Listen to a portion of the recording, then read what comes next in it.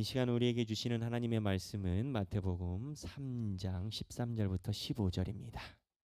이때 예수께서 갈릴리로부터 요단강에 이르러 요한에게 세례를 받으러 하시니 요한이 말려 이르되 내가 당신에게서 세례를 받아야 할 터인데 당신이 내게로 오시나이까. 예수께서 대답하여 이르시되 이제 허락하라. 우리가 이와 같이 하여 모든 의를 이루는 것이 합당하니라 하시니 이에 요한이 허락하는지라. 아멘. 이 말씀은 살아계신 하나님의 말씀입니다.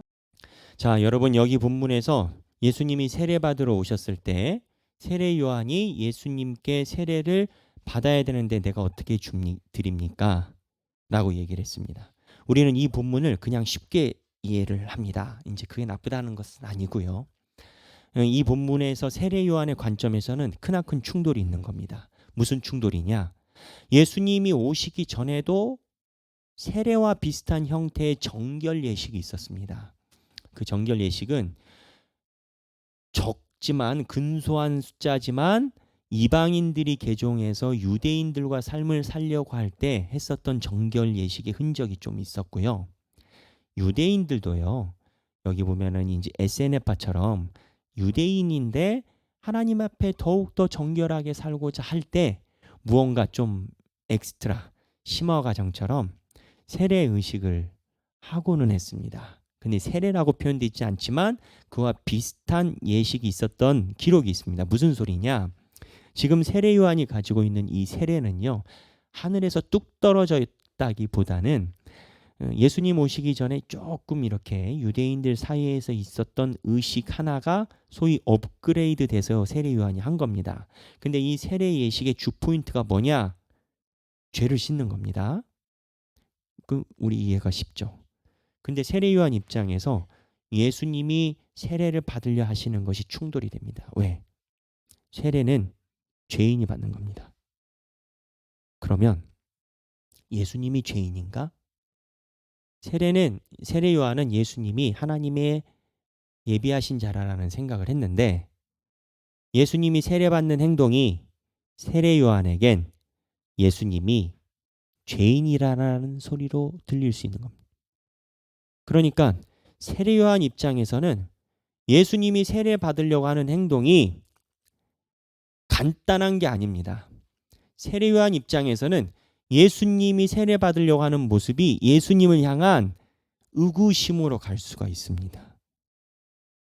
아니, 청결하고 죄가 없으신 분인데 왜 세례를 받지? 여기서 세례 요한이 충돌이 된 겁니다. 결론부터 얘기를 하면 세례 요한이 생각한 것과 예수님의 생각이 다른 겁니다. 근데 생각만 다른 게 아니라 본질 자체가 달라버린 겁니다. 세례 요한이 생각하는 메시아는 나한테 세례 받을 필요가 없는 게 나보다 급이 높아서가 아니고 그 메시아는 죄가 없었어요. 지금 우리는 이 본문을 어떻게 이해를 하냐면 다들 그렇게 정리를 하진 않지만 예수님이 급이 높아요. 그리고 세례 요한이 급이 밑이에요. 그래서 세례 요한이 급이 높은 당신한테 내가 받아야 되는데 예수님이 내가 급이 높지만 난 겸손하게 세례 받을 거야. 그래서 예수님이 이루신 겸손 이렇게 이해할 수 있어요. 이 본문은. 근데 이거는 그 내용이 아니라 본질적으로 세례 요한이 예수님에 대한 소위 의구심이 들 수 있는 장면에서의 충돌인 겁니다. 아니 어떻게 요 의식은 죄인들이 받는 건데 메시아로 오신 분이 세례를 받는다고 그래?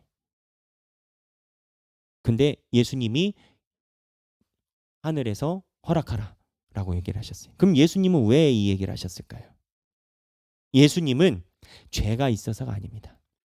죄가 있어서가 아니라 예수님이 이 세례에 동참함으로써 이방인들도 이 세례에 동참하면 다 들어오게끔 문을 확 열어버리는 그 첫 출구를 어쩌면 이방인이 아니라 전 세계 사람들을 위해서 그 첫 문을 예수님이 열어버리는 거예요. 그 이방인들이 예수님을 통해서 하나님의 자녀가 되는 방법이 세례가 된 이유가 예수님이 먼저 뚫으셔서 그런 거예요. 그러니까 예수님이 생각하는 세례의 목적과 세례 요한이 생각하는 세례의 목적이 다르다라는 거예요. 예수님이 지금 얘기하는 제가 얘기했던 이방인과 모든 나라를 위해서 그 천문을 예수님이 여셨다는 그 세례의 목적은 요한계시록까지 다 쓰여지고 난 후에 후대에 알게 된 하나님의 큰 그림인 거예요. 세례 요한은 아니야 몰라요. 그럼 세례 요한이 아는 건 뭐냐? 죄인이 받는 게 세례예요. 근데 예수님이 받는다는 거예요. 세례 요한은 기본적으로 SNF파로 추정이 됩니다. 네. 똑똑하네요. 요즘 시리나 구글이나 무슨 단어인지 모르겠는데 하여튼 세례 요한이 받는다는 거예요. 세례를 받는다는 거예요. 그래서 지금 이 장면에서는 세례 요한의 충돌이 간단하지 않습니다. 근데 이게 예수님의 길을 예비한 가장 여자가 낳은 자 중에 가장 큰 자인 세례 요한이 넘어야 되는 순간이었어요. 그게 뭐냐? 내 생각과 내가 생각한 예수님이 다르구나.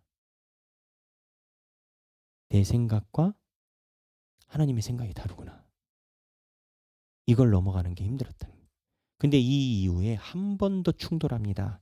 마태복음 11장입니다. 마태복음 11장 2절부터 6절입니다.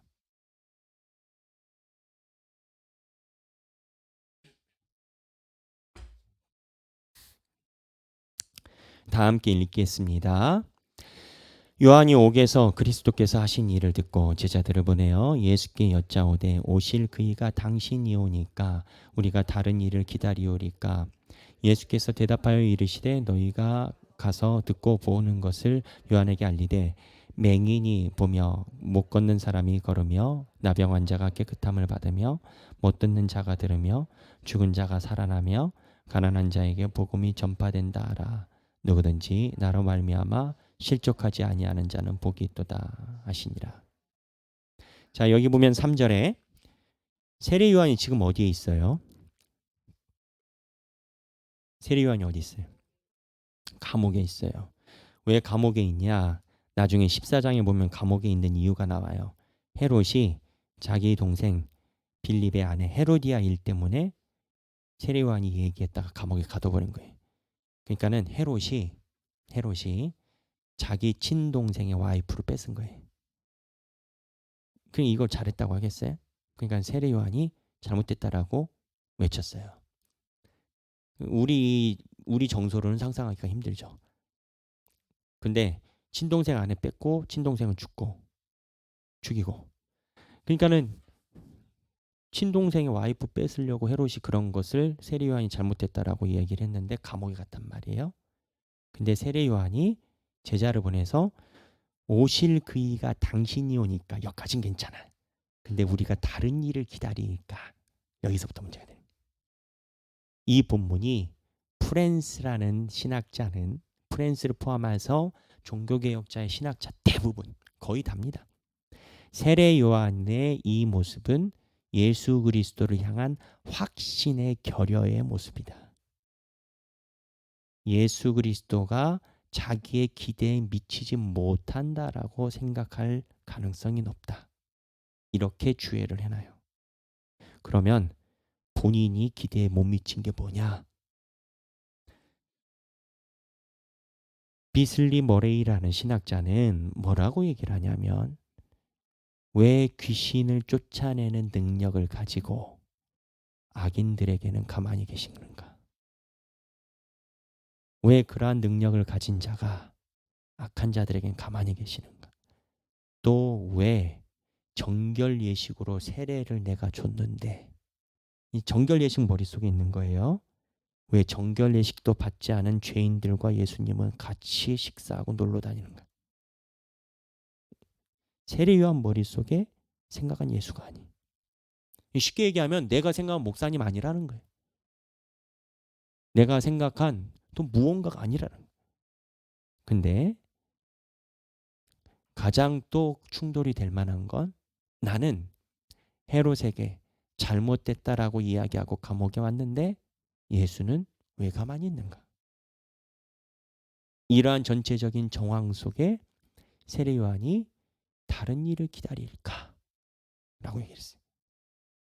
그러니까 세례 줄 때 있었던 충돌이 11장에서는 극렬하게 커진 거예요. 극렬하게 커진 거예요. 근데 여기서 마지막에 뭐라고 하냐면 예수님께서 누구든지 나로 말미암아 실족하지 아니하는 자는 복이 있도다 하시니라. 이게 세례 요한 제자들에게 보낸 말이에요. 이게 이제 실족, 여러분 실족이 뭐라고 생각하십니까?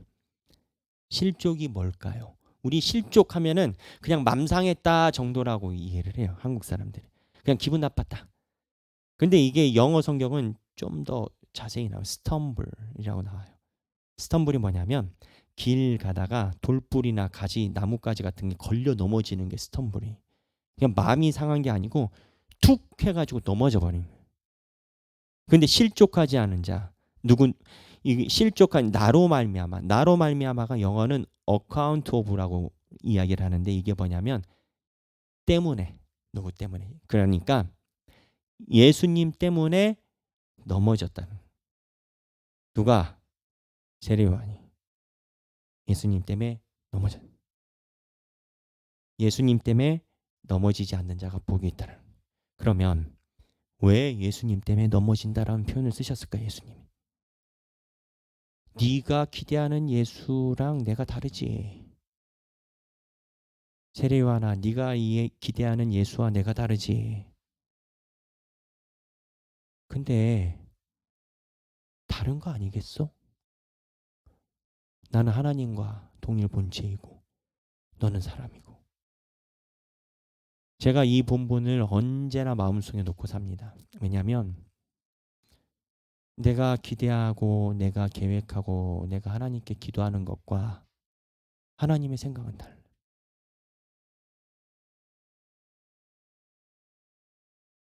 뭐 우리가 여러 번 나눴지만 우리 중에 어느 누구도 이 효천지구에 교회를 우리가 눈물로 기도를 세울 줄 몰랐고 우리가 5월에 있었던 준비했었던 모든 것에서 우리의 기대는 달랐었던 부분이 있고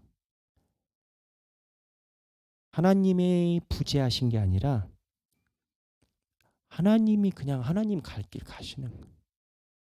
문제는 우리가 거기에 걸려 넘어지거나 실족하느냐 안 하느냐 그 차이인 것 같아요.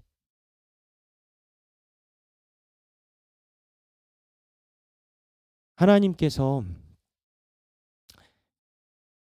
나 때문에 실족하지 아니하는 자는 복이 있도다 라고 얘기를 하시는 건 우리의 생각과 기대와 다르게 움직이시는 하나님을 통해서 우리가 생각을 바꾸는 거고 이거를 뭐라고 표현하느냐? 순종이라고 표현해. 세례 요한은 순종의 표본이네. 나중에 보면 14장에 보면 마태복음 14장에 보면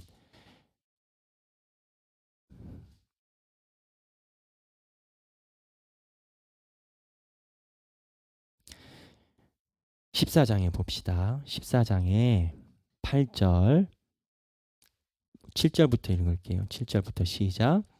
헤롯이 맹세로 그에게 무엇이든지 달라는 대로 주겠다고 약속하거늘 그가 제 어머니의 시킴을 듣고 이르되 세례 요한의 머리를 소반에 얹어 여기서 내게 주소서 하니 왕이 근심하나 자기가 맹세한 것과 그 함께 앉은 사람들 때문에 주라 명하고 사람을 보내어 옥에서 요한의 목을 베어 그 머리를 소반에 얹어서 그 소녀에게 주니 그가 자기 어머니에게로 가져가니라.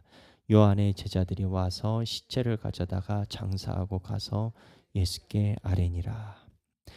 여기 보면 이제 나중에 집에 가서 보세요. 이제 14장이 다음 주 수요일인가 스케줄이 돼 있는데 2절에 보면 3절에 보면 헤롯이 그 동생 빌립의 아내 헤로디아의 일로 요한을 죽였다는데 이게 아까 제가 얘기한 내용인데 그 헤로디아의 딸이 소원 생일에 소원을 말해주면 들어주겠는데 엄마 말대로 그 엄마는 계속 신경 쓰이니까 헤롯의 머리를 따달라고 얘기를 해라. 잔인한 게 여러분 사람 목이 이렇게 그 접시에 올려져 있는 거 보신 적 있어요? 요즘은 그런 시대가 아니라서 못 보지만 세상의 왕 앞에서 그 선물로 이제 목을 따가지고 감옥에. 근데 본문에 보면은 헤롯이 근심한 이유가 헤롯도 세례 요한을 진정한 선지자로 인정을 했어요. 그러니까 본인도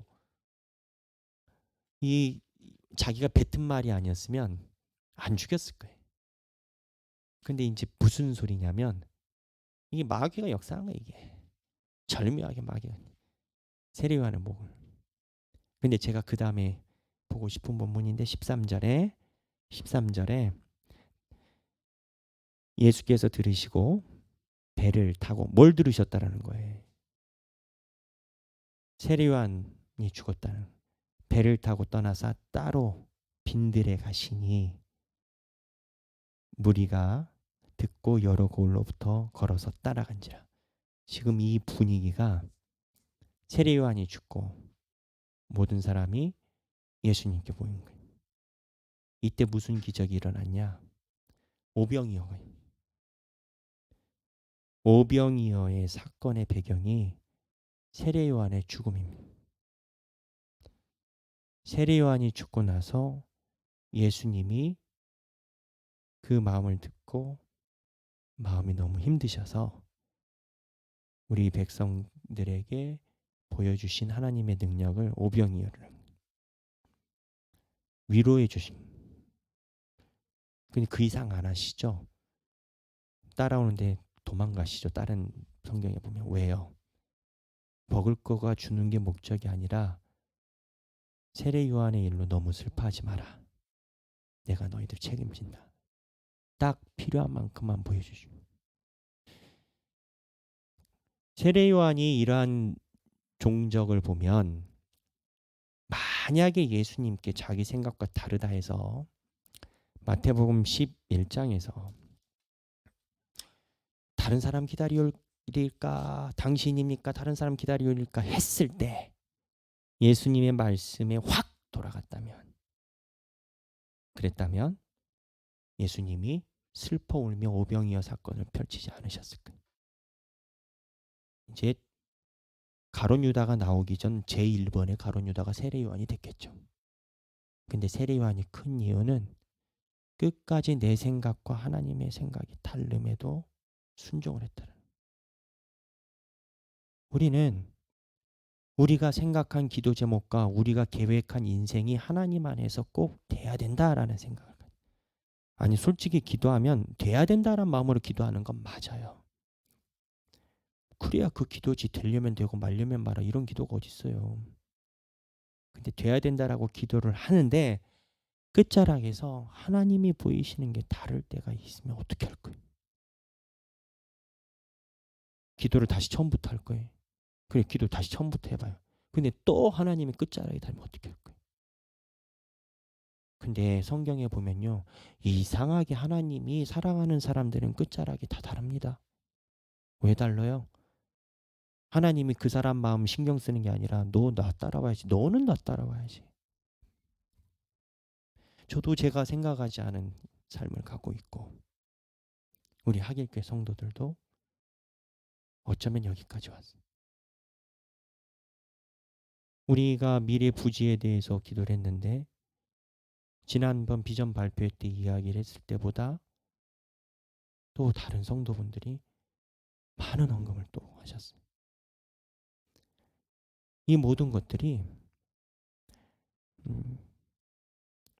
우리가 하나님의 음성에 귀 기울이고 하나님께서 주시는 마음이 있지 않고서는 우리가 이 길을 걸어가기가 어렵다라고 저는 생각을 해요. 여러분 저를 보세요. 저를 보세요. 저 몇 번 말씀드렸지만 저는 광주 안 될 줄 알았다니까요. 형님께. 아니 118년 된 역사에 가진 교회가 70 몇 명의 목회자 후보생이 담임 목사 후보생 이력서가 있다는데 다 알고 있었어요. 제일 젊은 40살짜리인 백영기를 누가 뽑겠어요. 아, 이거 이력서 내고 제가 모시던 목사님하고 일단 여기는 그냥 마음을 비우고 우리 할 일 하자. 이제 이력서 쓸 때부터 저도 그러고 있습니다. 내 생각과 하나님의 뜻이 달라요. 그럼 어떻게 목사는 가는 거지. 가야지. 내 삶에서 내 자녀를 향한 기도와 내 사업장과 또는 내가 하나님의 역사가 내 가정에 막 일어나고 기적이 일어나길 원해서 기도하는 거 나쁘다고 생각하지 않아요. 우린 그렇게 기도를 해야 돼요. 하나님을 믿으니까. 근데 하나님의 끝자락에서 너무 사랑하셔서 딱 패를 보여주셨는데 내가 생각한 것과 다른 패가 나오면 어떻게 하실까요? 거기가 세례 요한하고 가룟 유다의 차이입니다. 가룟 유다는요. 세례 요한만큼 주관이 뚜렷했습니다. 이 돈으로 차라리 가난한 사람들에게 나눠줘라. 기독교의 기본 원리 아니겠어요? 야, 이 돈 가지고 얼마나 틀린 얘기한 게 아니에요. 예수님의 생각과 가룟 유다의 생각이 다른 거예요. 예수님은 지금 돈이 문제가 아니라 예수 그리스도의 죽음을 앞둔 것에 포인트를 주는 거에 예수님은 촉각이 서 있는. 지금 예수님은 가룟 유다처럼 회개법이 아니라 이 일을 통해서 향유옥합을 부은 여자를 통해서 이게 예수의 죽음을 향하고 있다를 지시하는 것이 예수님의 포인트입니다. 방향이 달라요. 틀린 게 아니에요. 방향이 달라. 예수님은 예수님의 십자가의 예전을 위해서 그곳에 모든 이스라엘이 집중하기를 원하는 거고 가룟 유다는 자기가 아는 지식. 근데 가룟 유다가 우리랑 멀지 않아요. 백영기 목사도 가지고 있는 게 있어요. 저도 막 이렇게 여러분들이 저의 심성을 어찌 보시는지 모르겠습니다만 굉장히 저는 그 체계성을 추구하는 사람이에요. 제가 고시나 또는 입학이나 대학원을 하면 저는 만약에 12월 30일 날 시험이 있다. 12월 31일부터 역산으로 모든 프로그램을 다 계산합니다. 기출문제가 있다. 그러면 내가 시험장에 들어가기 전에 기출문제 10번을 풀겠다. 그러면 10번을 풀면 마지막에는 신속하게 돌아가고 그전엔 조금 더 걸릴 것이고 역산을 딱딱딱 잡으면 기출문제를 10번 풀어야 되는 근접전이 딱 나와요. 그게 몇 달이냐? 석 달 전에 나왔거든요. 석 달 전에 딱 나오면 석 달 전까지는 내가 마스터를 끝낸다. 그러면 이제 석 달 전까지는 마스터 끝내고 기출문제가 이제 하는 거니까 원래 공부 그렇게 하는 거예요. 그러잖아요. 체계적으로 저는 하는 거 되게 좋아하거든요.